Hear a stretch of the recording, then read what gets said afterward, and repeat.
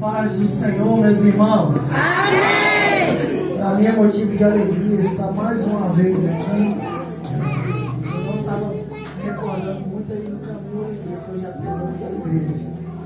Mas foi ano passado, foi uma benção. E hoje estava retornando aqui. E melhor ainda. Parabenizar os irmãos, as irmãs. Ficou chique. Quando é Deus que mostra a diferença, né? Quando é Deus que mostra os louvores, a palavra, a música, o louvor que a banda vai cantar, o louvor que as irmãs vão cantar, todo o repertório, tudo fica bonito. Quando nós colocamos o Senhor para escolher, não nós. Aleluia. Inclusive, o tema de vocês é um tema maravilhoso. Só que eu aprendi uma coisa: o sacerdote ele leva os problemas do povo a Deus, e o profeta ele traz a palavra de Deus para o povo. Quando vocês me entregaram o tema, pastor, eu falei: que tema forte, poderoso. Escolheram aonde, meus irmãos?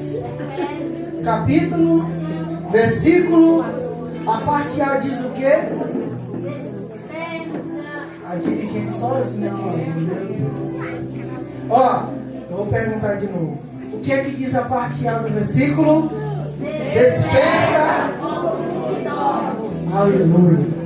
Faz uma ponte agora com o Evangelho de Jesus Cristo, escrito por um dos seus evangelistas, conhecido por Marcos. Foi isso aqui que me deu dor de cabeça para entender. Marcos, capítulo 4, versículo 35. Aleluia.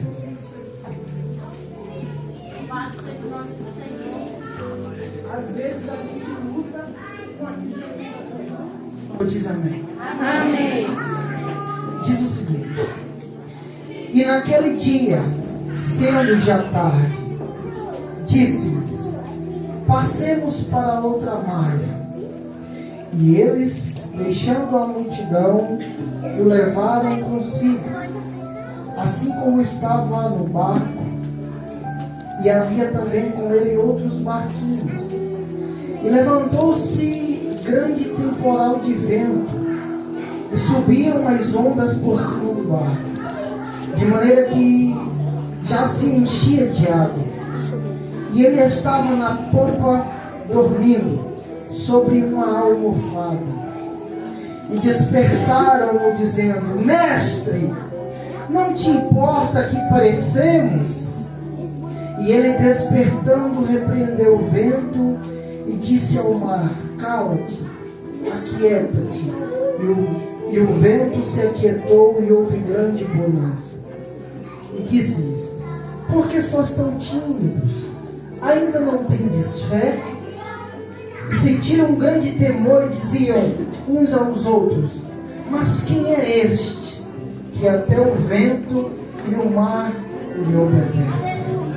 Podem se assentar em espírito de adoração. Aleluia. Texto maravilhoso. Mãe já está chorando, mas nem começou a pregar. Jesus já começou a falar desde o início através dos louvores. Na verdade, quando a gente sai de casa, o Espírito Santo já começa a ministrar algo. Porque na verdade, o nosso culto ele começa lá em casa.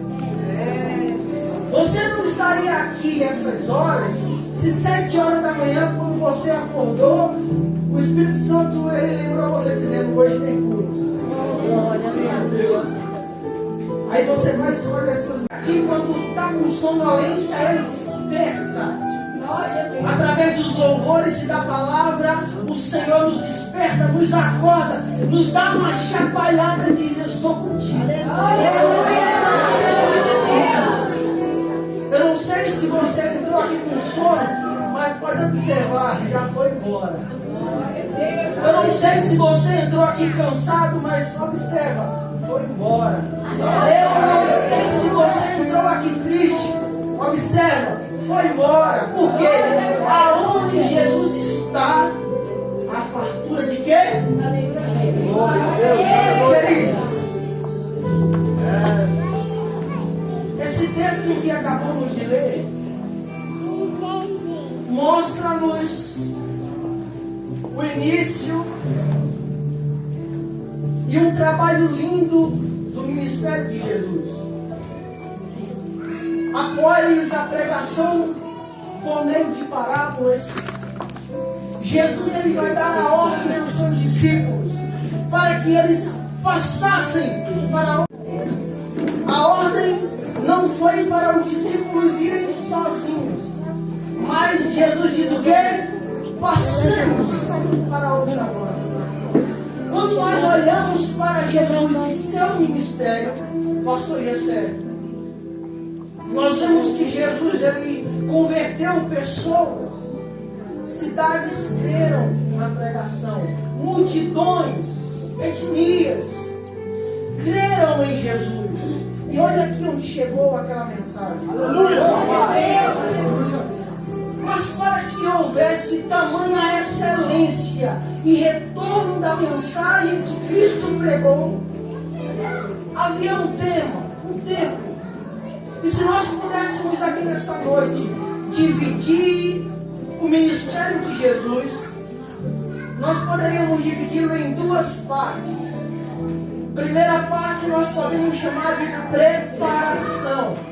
Jesus ele passou 30 anos estudando, 30 anos aprendendo, 30 anos sendo conduzido pelo Espírito, e aproximadamente 3 anos Jesus ele passa expondo aquilo que ele aprendeu, aquilo que ele se dedicou, ao propósito dele aqui na terra. Você está entendendo? Amém. Uma peça teatral, por exemplo, e posso até usar vocês, círculo de oração ou banda. Uma peça teatral, ela passa meses, às vezes até anos, ensaiando, preparando, para às vezes um dia só apresentar com perfeição. Então, para que houvesse uma excelência no propósito de Jesus, em suas mensagens, em suas pregações, havia também uma excelência na preparação. Então, se alguém inveja você por aquilo que você faz ou está fazendo, eles deveriam primeiro aplaudir o tempo de preparo que você passou. Antes da gente invejar o ministério de Jesus, nós poderíamos primeiramente era nos alegrar com o tempo de preparação dele, o propósito de Jesus aqui na terra, o propósito de Deus para a humanidade. Eu não sou melhor do que o meu propósito. No capítulo 1 de Jeremias, Deus vai falar para Jeremias o seguinte: olha, Jeremias, ainda antes de você existir, de você nascer, crescer no ventre da tua mãe, eu já havia te separado como profeta para as nações. Então, peraí, o propósito é mais importante do que eu? Sim. O propósito vem antes de mim, ele me adianta. Eu não sou mais importante. Primeiro havia um propósito, e o próprio ministério de Jesus nos mostra isso, quando a Bíblia relata que antes mesmo do mundo existir, o Cordeiro já havia sido. Então, já nos percebemos aqui que o propósito vem primeiro. Então deixa eu te alegrar, porque tem coração que fica perguntando aqui, questionando: eu vim para esse mundo para quê? Eu não sirvo para nada, eu não faço nada, eu não consigo crescer, eu não consigo chegar, eu não consigo avançar. Calma, você não veio em vão. Tem um propósito no céu que foi escrito para você. Quem acredita, dá um glória. Então, primeiro aqui, essa introdução fala em um dos segredos para o ministério de Jesus. Mas um segredo do ministério de Jesus em Lucas capítulo 6. A Bíblia vai nos dizer que Jesus ele passa a noite toda orando, pastor. E no dia seguinte ele vai escolher os seus discípulos. Então aqui Jesus ele nos ensina algo fundamental para a nossa vida. Porque ele passa a noite toda orando para depois escolher os seus discípulos. Glória a Deus. E aqui a minha mente vai indagar e meu pensamento fica meio confuso. É porque lá nos últimos discípulos ele vai escolher quem? Ele vai escolher Judas. Jesus ele nos ensina porque aqui para nós. Jesus ele passa a noite toda para escolher. E por que é que nós muitas vezes escolhemos para depois orar? É ou não é? Jesus passa a noite toda orando para escolher. E no final ele ainda escolhe Judas. E alguém pode dizer assim: Diógenes, então Jesus errou? Não. Judas fazia parte do propósito. Judas fazia parte do projeto. Então, já era propósito Judas ser esse perseguidor, esse cara do contra do ministério. E aqui eu digo para você: não se importe com Judas que se levanta contra a tua vida. Não se importe com Judas que tenta destruir o teu lar. Não se importa com Judas que te aponta o dedo. Não te importa com o Judas que abre a boca para te detonar. Não. Sabe por quê? Jesus não precisou fazer nada. Me pergunta: quem matou Judas? Judas se matou. Ei, vai chegar o dia que Jesus vai derramar tanta graça na tua vida. Vai chegar o dia que a glória do Senhor vai descer tamanha sobre a tua vida, que o Judas que te persegue não vai aguentar ficar perto de você.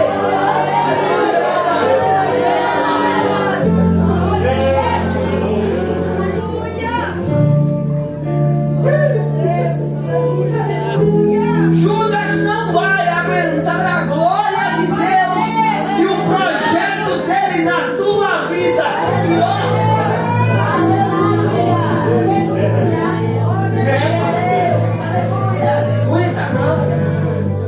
Aguenta não.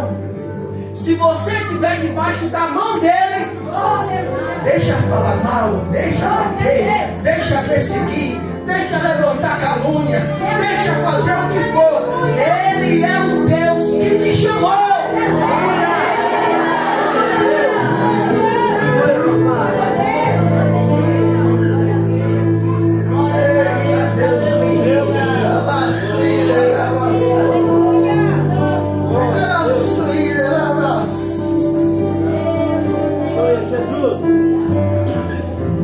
Então começa a trajetória ministerial de Jesus com seus discípulos. E aqui em Marcos, observe que Marcos ele é o único a ter essa expressão, pastor. Olha o que ele fala: e naquele dia, sendo já tarde. A expressão de Marcos aqui, dizendo sendo já tarde, nos remete a um tempo humano, ao tempo do homem, chamado de Cronos.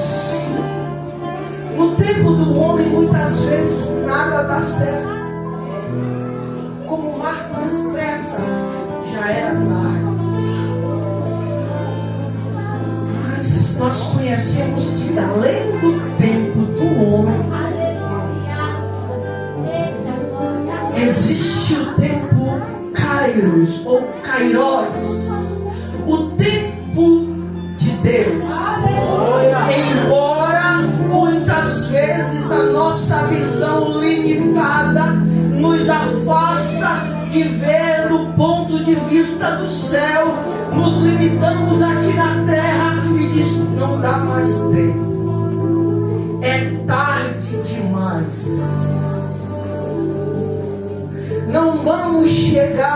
tempo. No tempo do homem não dá certo. Prova disso, Marta e Maria, Lázaro morto. Jesus aparece atrasado de propósito. Aí quando Jesus aparece atrasado no tempo do homem, elas olham para Jesus e tem a mesma expressão de Marcos dizendo: Senhor, já é tarde, já faz 4 dias, já cheira mal. Tempo do homem. Mas Jesus, com sua excelência, trabalha no tempo dele. Quer mais? Jairo, com a sua filha a ponto à beira da morte, encontra Jesus no caminho. Jesus demora de propósito. Jesus, ele cura a mulher do fluxo de sangue de propósito. Jesus, ele demora a atender Jairo de propósito. Jesus chega na casa de Jairo, espera sair todo mundo um por um de propósito. Para quê? Ele deixa a menina morrer de propósito. Para quê? Para que a fé de Jairo cresça. Como? Deixa morrer e deixa eu trabalhar no meu tempo, Jairo. Glória a Deus. Às vezes ele está permitindo dar tudo errado para ele fazer no tempo dele, para que a tua fé cresça.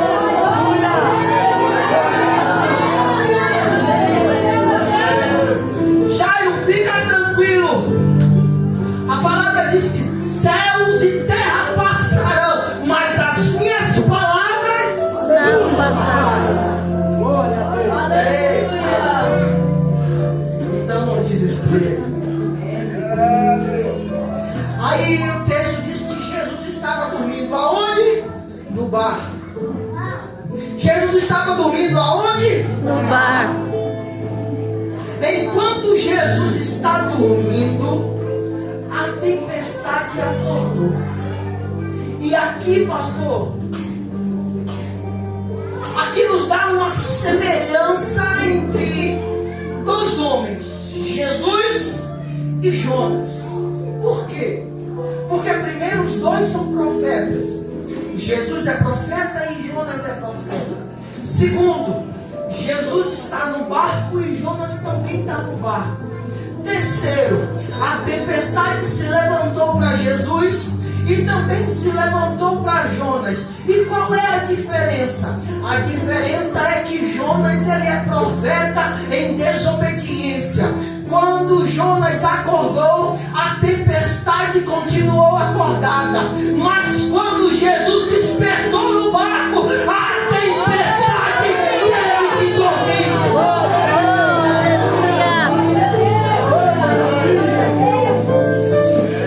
Eu não tenho costume, mas olha para o teu irmão e fala: desperta, desperta. Pode falar para ele, bem bonito, desperta. Jesus está dormindo no barco. Jesus está dormindo no barco. É o mesmo barco em que os discípulos estão. A tempestade se levantou para os discípulos e também se levantou para Jesus. O vento levantou para os discípulos e também levantou-se para Jesus. A água fazia isso com o barco, com os discípulos e também com Jesus. A água entrou dentro do barco para os discípulos e também para Jesus. Então, por que Jesus ainda continuou calmo? É porque aquilo que abate os outros não abate Jesus.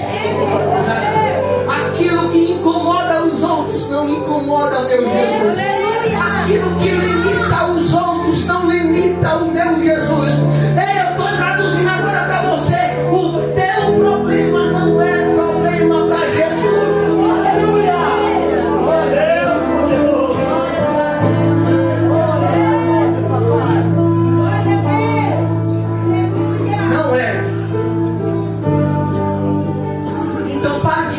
é obstáculos. Então para de dizer que não vai dar certo. Ele trouxe você aqui para chacoalhar você e você acorda. Aleluia. Eu sou do Nordeste e lá é um lugar que tem muita praia e barcos. Então eu estou acostumado a ver aqui. O barco ele tem 4 partes, pastor Gessé. A Bíblia diz que Jesus estava lá na popa dormindo. A parte frontal do barco, onde os discípulos estavam, é conhecida como proa. A parte lateral direita do barco é conhecida como estibordo. A parte lateral esquerda, ela é conhecida como bombordo. E lá atrás, na parte traseira do barco, é conhecida como popa. Por que Jesus escolheu este lugar específico para dormir? Quem conhece embarcação já sabe que para fazer uma manobra do barco, quem está no comando tem que estar... Meu Deus, aleluia! Glória a Deus! Glória a Deus. O povo daqui entende rapidinho. Aleluia.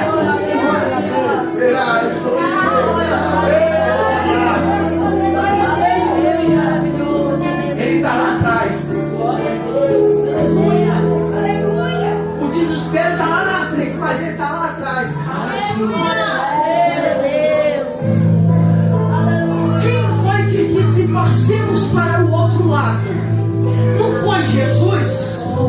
Então ele que está lá atrás na popa, no lugar do capitão da embarcação.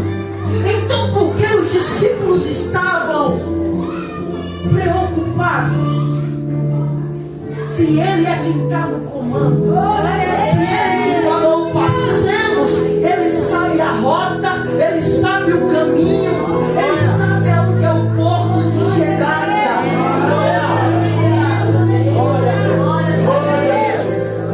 Na minha casa, pastor, deixa eu conjecturar um pouquinho. Na minha casa, quando eu estou com o controle da televisão, que eu ponho no jornal, meu menino não vai querer mudar porque o controle está na minha mão. A minha esposa não vai querer mudar o problema porque ela sabe que o controle está na minha mão. Jesus está no controle da tua vida. Olha, do lado de lá tem demônios querendo colocar desgraça na tua vida, mas Jesus do lado de cá com o controle coloca a graça. Do lado de lá o inimigo querendo colocar o controle da tua vida e querendo colocar enfermidade. Do lado de cá está Jesus com controle dizendo: toma bênção, recebe milagre, recebe fartura, recebe.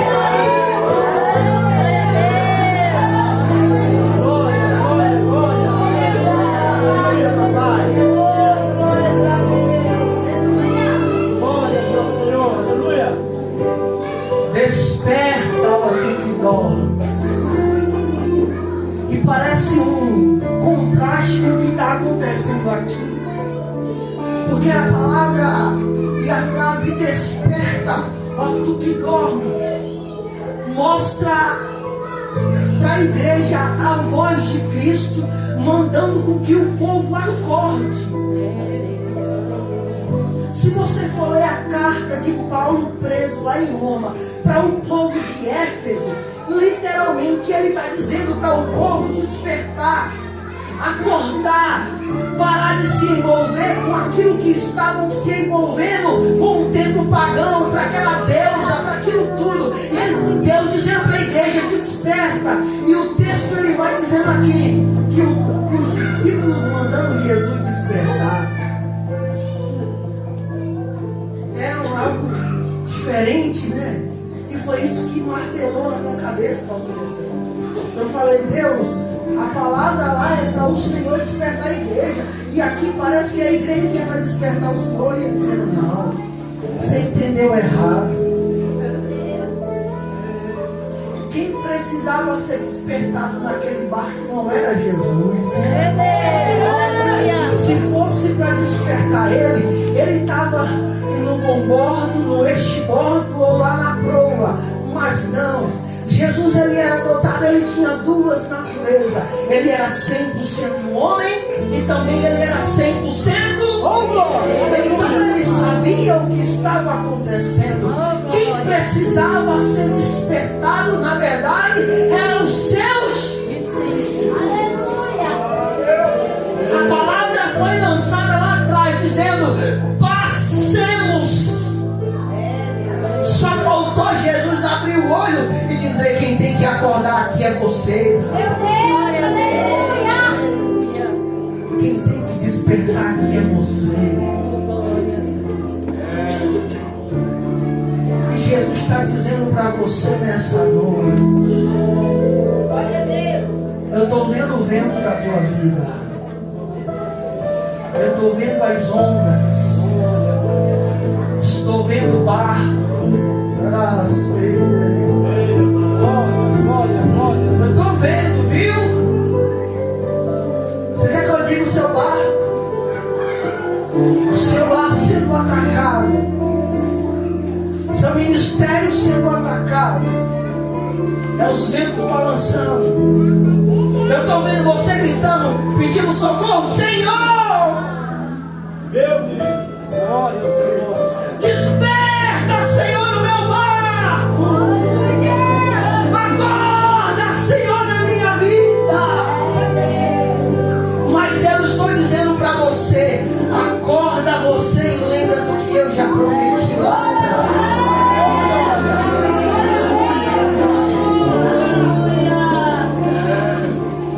Os discípulos estão preocupados no barco porque estão achando que o barco vai afundar. Mas foi Jesus mesmo que disse: eu sou o caminho, eu sou a verdade e eu sou a vida.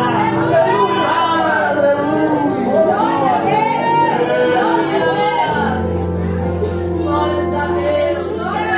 Glória ao Senhor. Aleluia. A pergunta aqui, pastor e igreja: os discípulos estão preocupados com o temporal. Os discípulos estão preocupados e acreditando que não irão chegar do outro lado. E eles estão aparentemente acreditando que a morte entrou no barco. Aparentemente a morte entrou dentro da embarcação. Mas se Jesus disse: eu sou o caminho, a verdade e a vida, a pergunta é: quem entrou primeiro no barco? Foi a morte ou foi a vida? Foi a vida. E a vida, na onde há vida, a morte não vai entrar.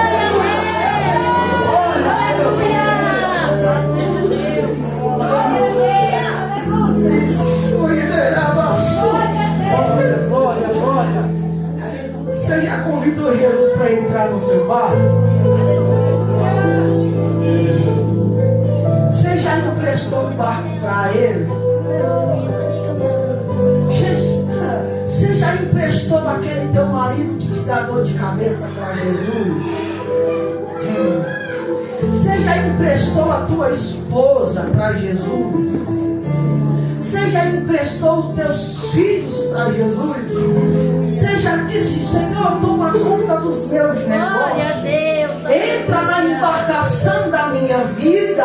Você já falou isso para Jesus? Senhor, vai lá na popa do barco. Vai, Senhor, eu sei que o Senhor não pega nada e devolve do mesmo jeito.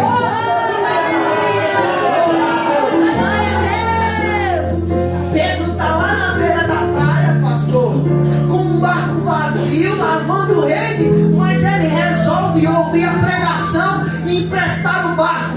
A pergunta é: Jesus devolveu a Pedro um barco vazio ou cheio? Cheio, aleluia. Por quê? Porque ele não devolve nada do mesmo jeito para ninguém. Se há questionamentos da sua parte, é porque você ainda não resolveu chamar Ele para ficar no comando. Se você está gritando demais, chorando demais, dizendo: Senhor, acorda, faz alguma coisa na minha vida, faz alguma coisa no meu viver, é tempo de você despertar e entender que é Ele que está no controle.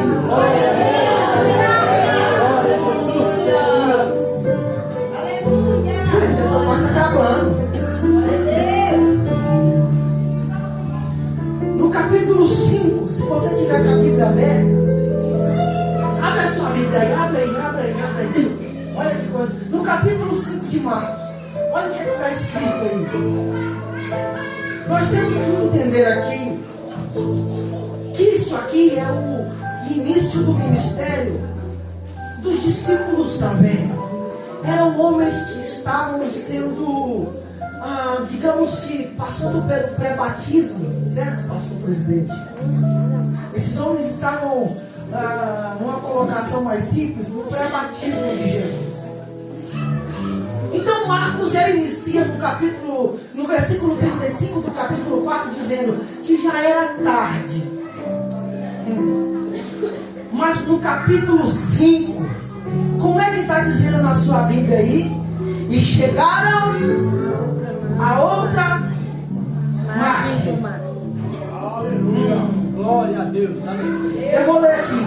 E chegaram a outra margem do mar. Eu vou traduzir isso aqui para você. Apesar de tudo, chegaram a outra margem. Teve tempestade? Teve. Mas chegaram a outra margem. Teve ondas? Teve. Mas chegamos na outra margem. Jesus está falando com alguém. O vento soprou? Sim. Mas olha você aqui no culto. As águas pareciam que ia te afogar? Sim. Mas olha você aqui no trabalho para escutar e separar os louvores. Deu. Mas deu certo. E olha que é só o primeiro dia, hein? Vocês não sabem o que papai também está reservando para amanhã. Teve tempestade? Sim. Teve luta? Sim, mas cheguei. Pastor Ivan, se Jesus com os discípulos não chegasse na outra margem, então Jesus mentiu. Se o barco voltasse do meio do caminho de volta para onde eles estavam, então Jesus mentiu. Mas eu ouvi lá em Números, quando ele disse: eu não sou o homem para mentir, nem filho do homem para se arrepender. O que ele falou que iria fazer para alguém da tua família, no teu ministério, ele confirma nesta noite, dizendo: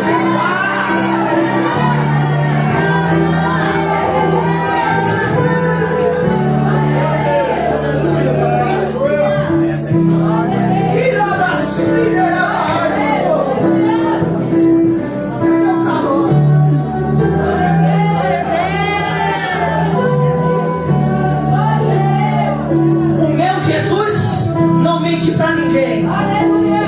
O pastor falou, ele também não fica devendo nada para ninguém. Você não está aqui em vão.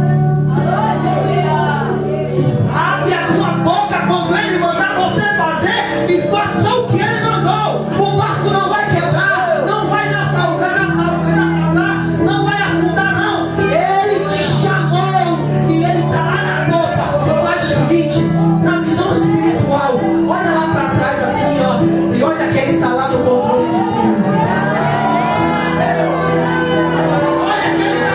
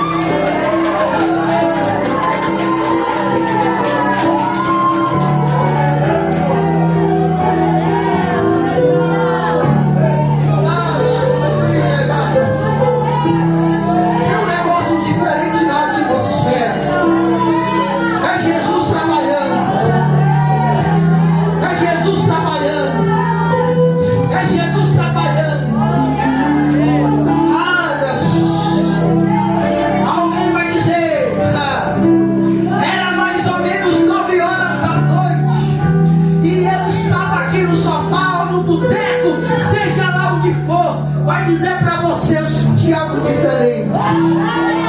Era você adorando aqui, era você louvando aqui, era você falando em línguas aqui, era você sendo renovado aqui. Era assim, era assim, era assim.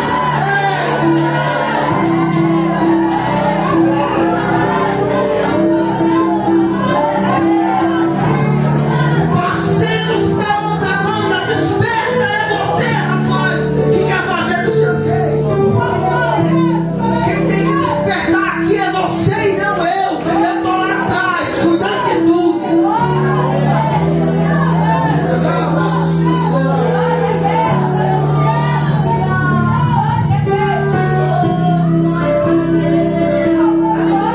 Fica de pé, fica de pé.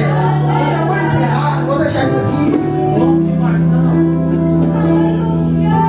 Olha aqui, ó. Curso na jornada do meu ministério, as lutas e as tempestades, os problemas, tudo isso que eu passo no trajeto da minha vida não altera a palavra que ele disse lá atrás. Qual foi a palavra que Jesus disse para você lá atrás? Porque para mim ele disse que eu ia estar aqui hoje. Para mim, ele disse que ele me levaria para muitos lugares. Para mim, antes de eu nascer, ele disse para minha mãe: eu te escolhi, é varão meu. E qual foi que ele disse para você? Para você, para você. Qual foi que ele disse? O que foi que ele disse? Lá, no trajeto, eu sei que é pedrada, mas o que foi que ele disse lá atrás? Para os discípulos, pastor Ivan, ele disse: passemos para outra banda. E não é que chegou. Marcos disse: escreve isso. Ele disse: apesar de tudo, meu irmão, nós chegamos no capítulo 5. Ele fala isso. E o que foi que Jesus disse para você? O que foi que Jesus disse para você lá atrás? Não foi que iria estar com você? Ele não disse para você que iria caminhar lado a lado, que nos momentos difíceis ele iria segurar na tua mão. Então para de ficar gritando com ele igual menino, porque ele está acordado. Quem precisa acordar é você no meio do trajeto e lembrar da promessa que ele falou lá atrás. E a palavra dele eu vou usar até o tema: desperta, ó tu que dorme. Desperta. Lembra da promessa. Lembra que eu vi você lá na sarjeta. Te escolhi, te separei, te lavei com meu sangue. Você lembra como você vivia? Você lembra que você vivia reclamando? Para de dizer que no tempo do homem não vai dar certo. Eu trabalho com você no meu tempo. Na tua vida eu complico, eu descomplico e eu